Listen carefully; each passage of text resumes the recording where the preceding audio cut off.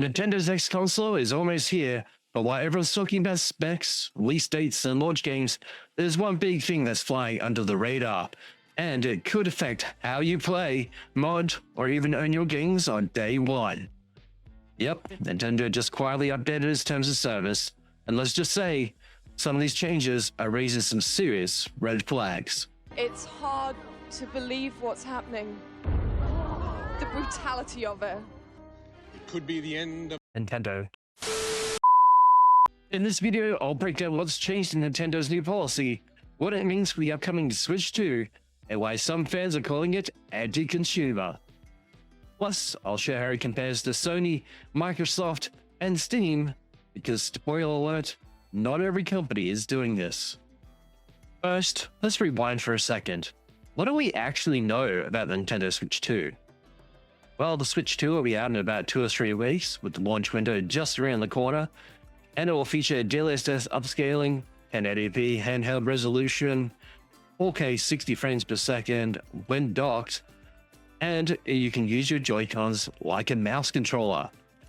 With some developers already working with test kits, there are awesome titles on the way like Metroid Prime 4, Donkey Kong Bonanza, Mario Kart World, and a rumored 3D Mario game set to be coming out later in the year.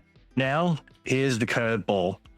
In May, Nintendo updated its terms of services across multiple regions, and most players automatically agreed the moment they booted up their consoles. One of the biggest changes? Finding arbitration. That means if you have a dispute with Nintendo, you're giving up your right to sue, and instead you have to go through private arbitration. No class actions, no courtrooms.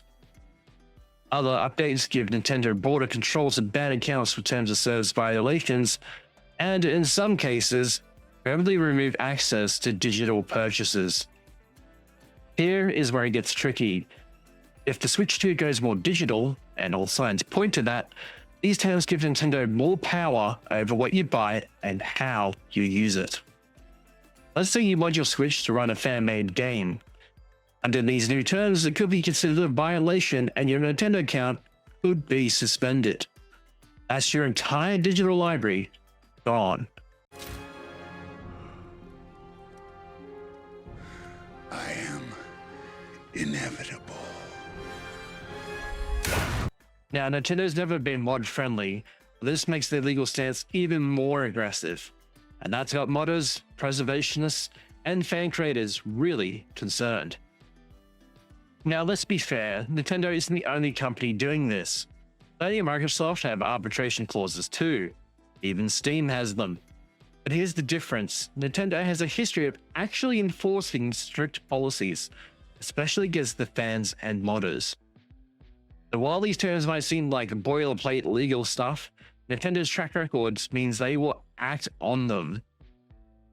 And the gaming community? Really divided. Some are saying this is normal in tech now, nothing new. Others are calling it dangerous and warning that with Switch 2, we might lose even more control over the games we own. I think it's fair to say it's a little bit of both. So, what can you do? First, actually read the terms of service before you click agree. You guys! You gotta help me! These business casual G-men are trying to kidnap me! What? It's crazy, dude! They're saying it's because I agreed to the latest terms and conditions on iTunes! Why? What did the terms and conditions for the last update say? I don't know! I didn't read them! You didn't read them? Who the hell reads that entire thing every time it pops up? I do. Me too.